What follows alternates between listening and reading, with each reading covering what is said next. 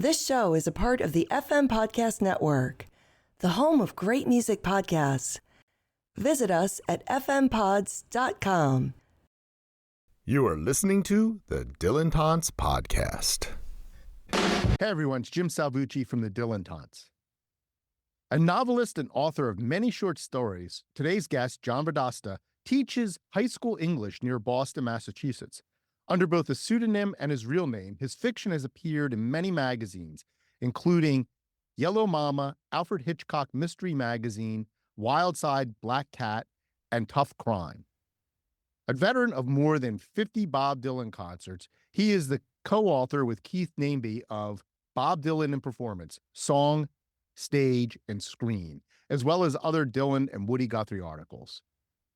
So John, welcome to the Dylan Taunts. Thank you so much for having me. I'm really excited. Yeah, we're excited to have you here. So tell me, what is it about Bob Dylan? What is it about Bob Dylan? Everyone asks me that because nobody understands my obsession with Bob Dylan. But I've loved Dylan since high school. So I think what it is about him is that he is absolutely unique. Nobody sounds like him. Nobody writes like him. And yet at the same time, he is like so many other people. There are so many intersections where Dylan is singing the blues, Dylan is singing gospel, Dylan is singing American standards. I've learned so much about music and literature and history from my obsession with Bob Dylan. And it just keeps going deeper and deeper all the time. That's so great. Yes, he is unique by being like everyone else.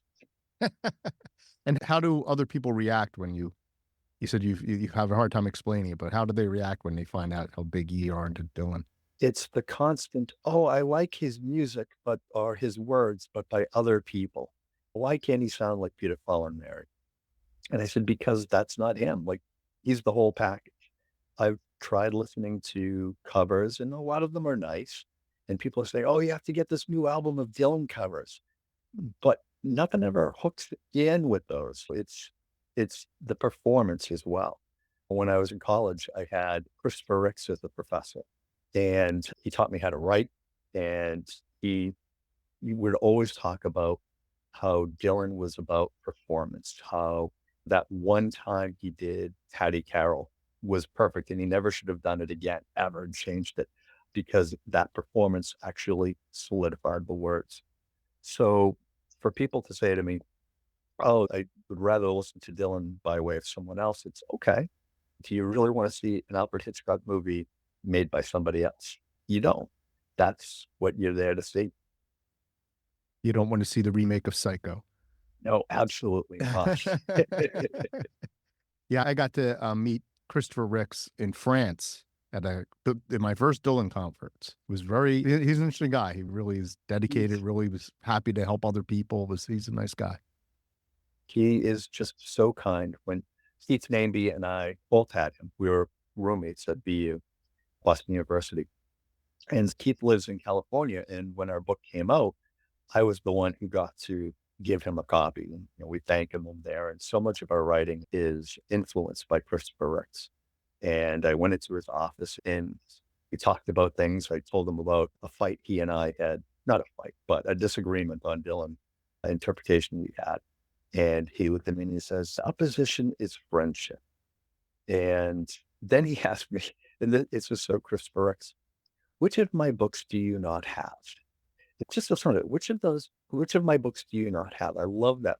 And then he gave me a book on poets who argued with each other, almost rap battles or something like that. So answer poetry. Yeah. Yes. I love it. But it was a chance. Actually, the disagreement we had, way back in college, I was thinking that in Lily Rosemary and the Jack of Hearts, I had this idea that Diamond Jim was actually Lily's father. And I had all these different examples. And I told him this, and he just looked at me and said, no. But when I gave him the book 30 years later, I was able to say, hey, it was my book. And I put that in there. He loved that. That's great.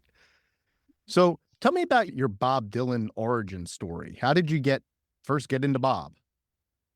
In the 80s, I was totally into pop I was a techno pop guy. I loved Duran, OMD, Men at Work, all of that stuff.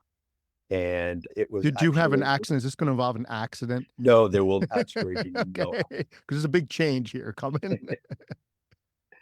but then We Are the World came up, and I'm watching that to see all my guys, Huey Lewis or something like that. And then there's this one guy. I said to my father, who is that old homeless looking guy? And he gave me his copy, his mono copy of Highway 61. And that was it. I was totally on board with Dylan from there on out. And it was also good because when high school, you're looking for your own identity, you're looking for who you are, what makes you stand out. And Dylan really made me different from everyone else in high school. It was a really big help to stake my own identity. This is who I am. I also, growing up in New England, I learned to like Moxie. So listening to Dylan, drinking Moxie, which I don't know where you live, but Moxie is like a combination of root beer and NyQuil, and only us diehard New Englanders can drink it. That really made me who I was. I've stuck with him all the way through.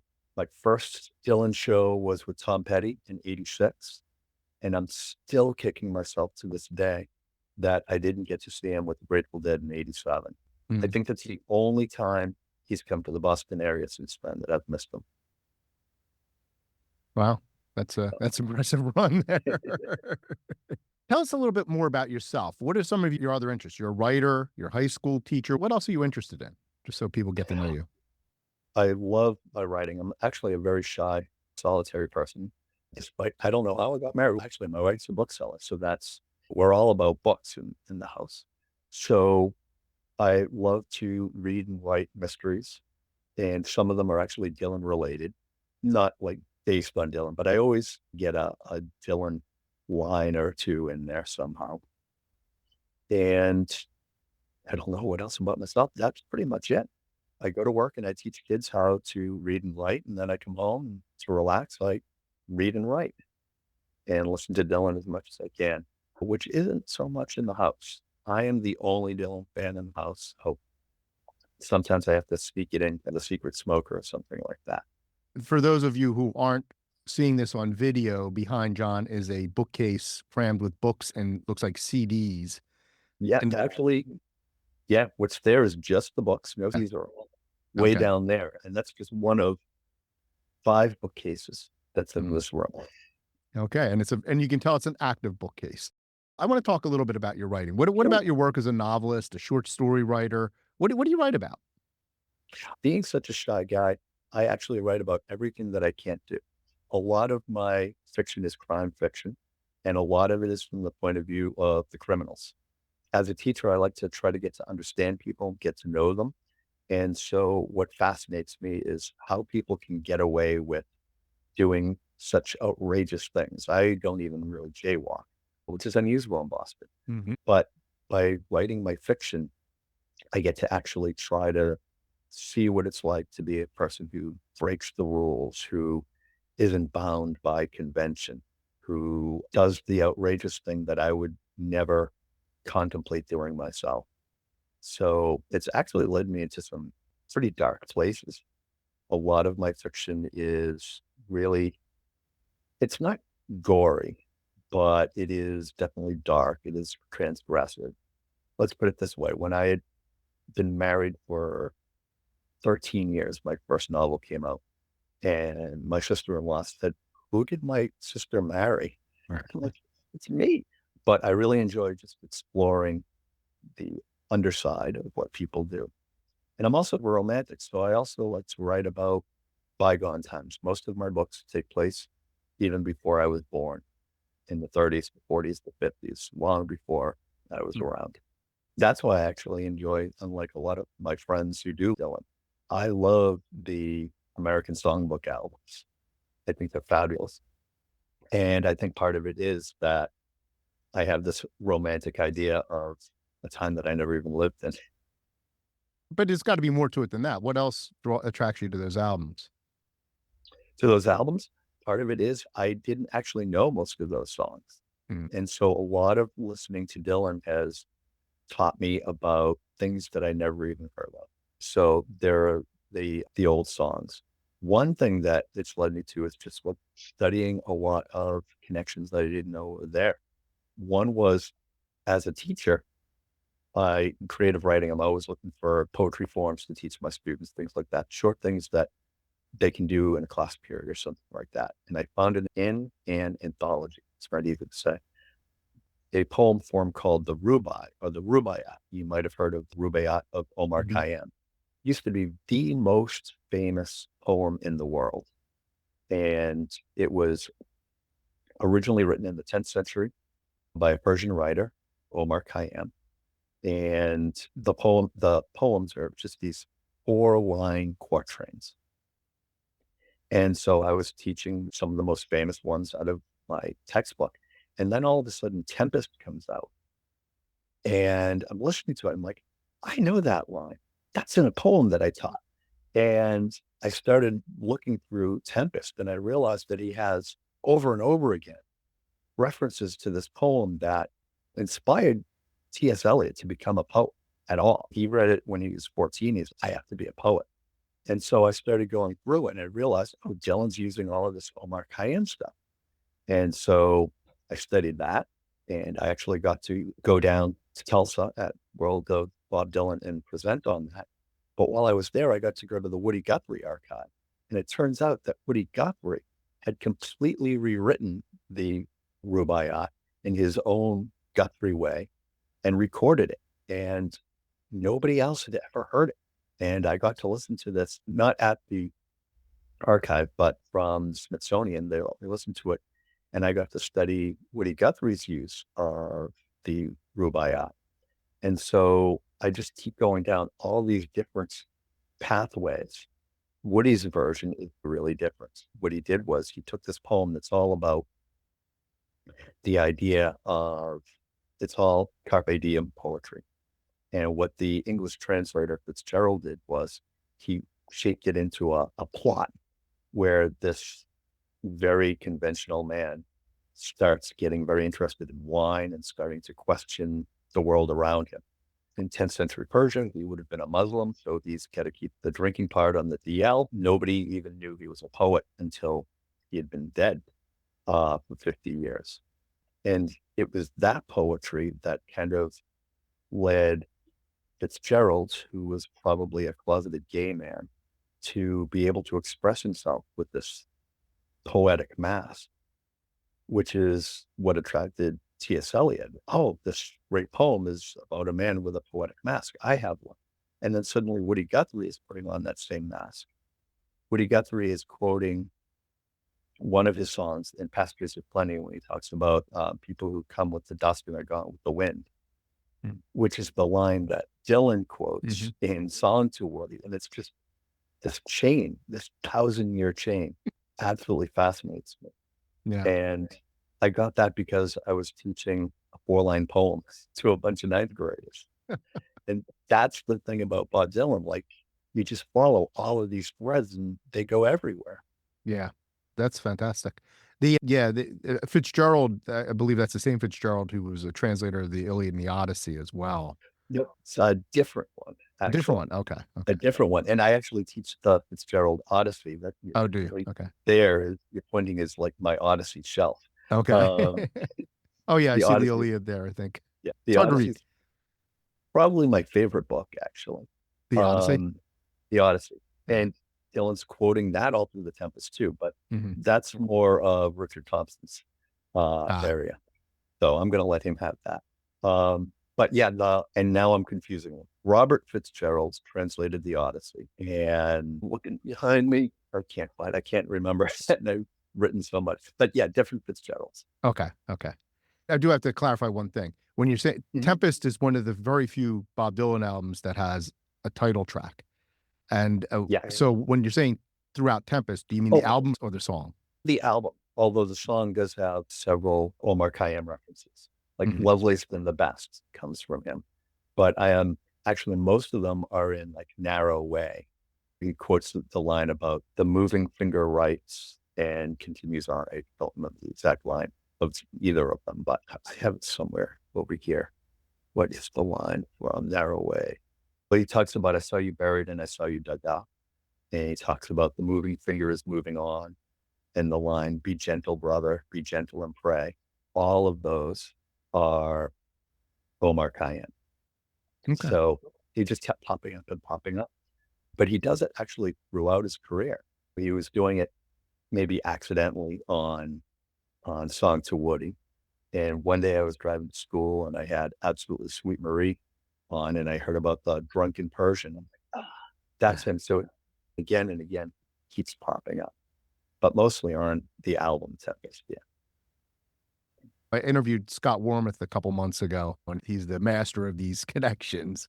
And it's just fascinating to contemplate this stuff, just Yeah. these intertexts, these references, tying in with other musical artists, tying in with literary artists. And it's just a fascinating thing to really contemplate the depth of Dylan's literary form. We argue about whether he deserved a Nobel Prize in literature. Does he create literature? He argued maybe not, but it's hard to separate it. It really is hard to separate his lyrics from literature. I absolutely think that it is literature. What he does is he takes everything in. We've always talked about the musical connections, but he takes in so many literary ones and then makes them his own. Can't separate the words from the voice from the music. It's all of a piece. Let's talk a little bit about the book you co-authored with Keith Nainby, Performance, Song, Stage, and Screen. I interviewed Keith quite a while ago, and so if listeners might want to go back and check that out. I should have the date at my fingertips, but I don't. What inspired you to write about Dylan as a performer? It started out, it was Keith's idea. Keith and I had been friends way back in college, and he moved to the opposite coast, but he was in town giving a paper on Dylan. So I met him afterwards, and it turns out that he had been offered, based on his presentation, a book deal, which he said yes to. And then he came and said, I've never written a full book before. You want to write with me? I said, I write crime novels. Completely different. I haven't written an academic paper, let alone a book, since college, since grad school. He encouraged me to do it. And we just had so much fun together. We're such good friends anyhow. But writing together just, I think, brought us together quite a bit. We've written several other things since then, and we're doing something now, and it's just such a fun process. And if you read the book, you'll notice that they alternate. We didn't do this on purpose, but mostly he has the odd number chapters. I have the even number chapter. We wrote everything together, but the spark of each particular chapter came from one or the other. And you can see that I focus a lot more on the literature. He focuses a lot more on the performative ideas. And I think the two of them come together really nicely. And since we both had Christopher Ricks, and we're both deeply influenced by him, I can't go back and say, he wrote that sentence or I wrote that sentence. I think it blends really well. It was such a fun idea to do. And we didn't have any kind of an assignment. So we could really just follow every rabbit hole we wanted to follow. And both of us found lots of rabbit holes. It was just a great experience. And yeah, it was just so much fun. If you don't mind my asking, or you don't mind sharing, what are you working on now with Keith? Erin Callahan and Cork Carney are doing an 80s Dylan book. And so that's what we're working on. Okay. Our particular topic is that we think 80s Dylan was starting his archive then. I've never disliked the 80s because that was my entry point. But our basic attitude is at that point, he was the middle-aged rocker. There were a lot of middle-aged rockers then, but they were breaking ground there. You didn't generally have middle-aged rockers before that. And they were like, what do we do at this point in our career? And Dylan, again, was at the forefront. He put out Biograph, which was like an archive. And I think that a lot of the studio albums were more like looking back at his influences, taking stock, cleaning out the attic, so to speak. And it may not have been super original, but it was a way of kind of gathering strength, seeing what he had. Everyone said he was a has-been. He was even in the introductions. He was a has-been in the 80s. And yet, boom, you suddenly get, after the acoustic albums in the 90s, you get Time Out of Mind, and then Everything This Century, which I actually listen to more than anything else. But I think all of that was, he got to the 80s and needed to figure out what he had. Yeah. So Yeah. that's what we're working on now. It's coming along really well. We've come at it from two completely different directions, and it's mixing up really nicely. And you Excited. contributed a chapter to their previous book on set lists too. Yes, we were looking at two different shows, one in 64 and the one in 66 on the world tour with the band. And our argument in that one was, a lot of people looked at 64 as, the old Dylan stuck in the folk world, but we're arguing that he was already making that separation then, that he was already changing songs, and his choice of songs were pushing away that old folky idea. It turns out that the one song that was common to both of those shows, plus Newport, was Mr. Tambourine Man. So we look at how Mr. Tambourine Man is the pivot point that links that whole time period. You've seen Dylan more than 50 times. Yeah, over which decades. now I'm finding out isn't quite so impressive compared to some of the other people. But yeah, I interviewed someone who had seen him over 300 times. So, wow. And I've seen him a little more than half of the time, the number of times you've seen him. But so you've seen him many times. You've, over decades, you have co-written a book on performance. What stands out in all those performances? Different things at different times. When he was with Tom Petty, the first time I saw him, he says in his chronicles, that was his low point, that he was ready to give up. But what I found was, I didn't know this at the time, but looking back on it, it was such an exciting show. And it's still the best performance of Knocking on Heaven's Door that I've ever heard. And that amazing harmonica solo that you can hear in the Hard to Handle video on HBO. It was just such a great show. And now that I know that he was at his low point, to think that he was such a professional, he's so good at his job that even not caring, not feeling it himself, he could give to his audience. Such an amazing show. I saw him at one of his absolute worst shows ever. That would have been in 91. I read on, I think it was on Ray Padgett's blog, that the worst show was like 5 shows after that in Europe. Rock bottom. But he keeps coming back. Like nothing stops him. That's what I keep taking away from it. And in his later shows, I find that he's really sharing all of this knowledge that he's taken. He really is like Homer, like Shakespeare, a person who conveys and passes on as much of the culture as he can. So I remember going to one show in maybe 2018. It was with Mavis Staples. Mm-hmm. And that was a fun show. Mm-hmm. And we're at Boston University, and it was just such a good show where he was showing off his Sinatra songs, his connection with Mavis Staples. And it was, what song? It was something off of Modern Times. Maybe, oh, now I can't even think of the song off the top of my head. The opening track. Of what? Modern Times? Of Modern Times. Thunder on the Mountain. Thunder on the Mountain. Oh my goodness. But it has that great drum solo in it. And we're listening to it. And it was the drum solo from Wipeout. Oh. And it was like, in this one song, you're getting this whole history of music. And people were walking out because it wasn't what they, wanted from 1974 or something like that. And my friend Matt and I were just in awe. Like, this is a masterclass on the history of American music. And people are walking out. But most of the leavers were gone by maybe 2/3 of the way through the show. And then the last third, for the true believers, he was just outrageously good. And so every time we see him, it's like we're learning some history of music. Around the same time, I saw Paul Simon with my wife and son for his farewell tour. And it was a beautiful concert. He sounded exactly like he always did. And he set the show up like a history of American music as done by him throughout his career. And it was really nice and it was really sweet, and he explained things through the talk. But seeing Dylan do the same thing in his Dylan-esque way without talking to the audience, just letting the music do the talking, that was the thing that I really held on to.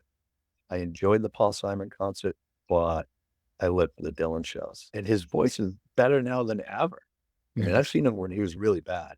You know, I saw him one time where it was like bandos, handles, and like he was just gone. You thought he was never going to come back, but he's better than ever. He's grown into that voice that he was faking on the first album. And what do you think that is? Why do you think he's gotten better? Because I agree, but why do you think that is?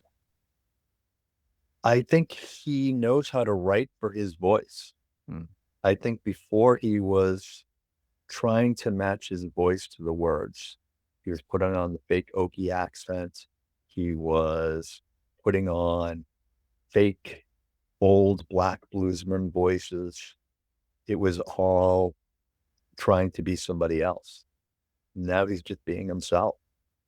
And I think with the new arrangements to songs to match what he's able to do, he knows what he can do. He knows what he can't do. And he's not trying, so he doesn't have anything proved anymore, right? He's just going out there and showing what he's got. And those of us who are lucky enough to go along, who are just in awe of him. Yeah. Yeah, he has nothing to prove. I used to joke around after he won the Pulitzer Prize. I said, all he's got left is the Nobel Prize and the Heisman Trophy. I don't think he's going to get the Heisman. But he pretty much got all the others. I always like to ask people what other music they listen to. And what you used to listen to Duran. And I still do once in a while. Okay. I still go back to my 80s pop. But I listen to a lot of Tom Petty now, a lot of Woody Guthrie. I'm still all in that American basic rock kind of area. Being from Boston, I like a little bit of Aerosmith, things like that. But Dylan probably makes up about 80%, maybe even 90% of what I listen to. But I love to go back to the 80s quite a bit. We had some really great local bands here. There was a band called O Positive. They had almost a national hit with Up, Up, Up.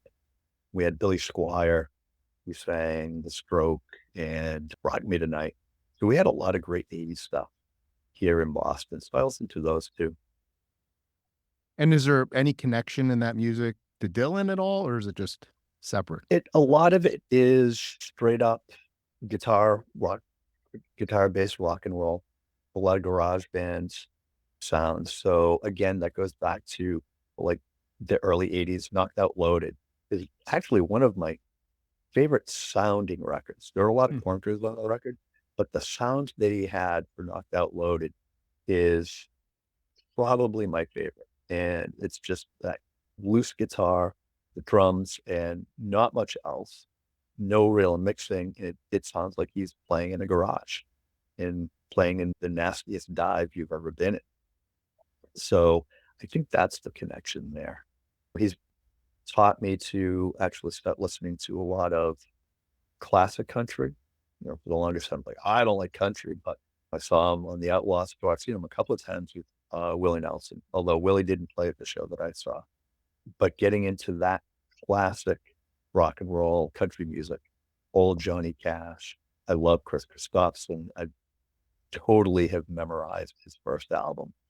It all flows back to the Dylan's brand of rock and roll. You mentioned Knocked Out Loaded and the sound, so that I have to ask, what do you think about the sound on Empire Burlesque? I like it, but it's definitely dated. I think it works for that particular album. I don't think the songs he was writing would work with a Knocked Out Loaded kind of sound, although I'd always love to hear Dylan try it. I like to listen to Empire Burlesque, but I can only listen to it maybe once every few months. Yeah. It's not bad, but it's a little too superficial, I think. And that was the problem with all of the 80s synthesizer music. It just didn't go deep. And I liked it when I was a teenager. But yeah, it's a little too slick, I think. But the lyrics on there, oh my God, the lyrics. People have always pointed out that, oh, it's just all movie quotes. But I think, again, that's part of the archiving that he was doing. Michael Gray says, oh, he's just old and watching the late night show. But there's no way that he could actually quote so well and so much if he was just like this tired old guy. Like, he had to be like cribbing all of those lines. And that's what I'd love to do. I would love to go and investigate. I've looked at copies. It's been in Mixer FMS and things like his lyrics, but he never makes notes about this is from Maltese Falcon or this is from the Rubaiyat of Omar Khayyam. But he's got that stuff in his head. So I would love to find something where he's writing down what he's listening to, what he's watching, what he's reading. Although I saw that on X, he posted one of his favorite books today. It was somebody posted, or he posted that he wanted to track down some publisher because they published his favorite book or a book that he loved, something about the great god Pan. I don't remember. I just saw it on Expecting Rain this morning. I saw something about that. I didn't get to investigate it. So that was from what, a tweet that he did? Yeah. Really? Yeah. I would love to get a book list of his. Just what do you read? I think you have to get your hands on that box that he talks about. You got to get into that thing. Yeah. I find the pastiche methodology that he uses amazing. And I'm always a little irked when people are dismissive of it, as though it's not a thing in and of itself. First off, it's conceptual art. It is a form of art. And he does it throughout his art. What are we going to poo-poo Matisse when he started doing collages? Or when I was in the 80s, I saw the great tenor saxophonist Sonny Rollins, and he was doing this series where he would improvise quoting other songs, just playing other songs and making them work together.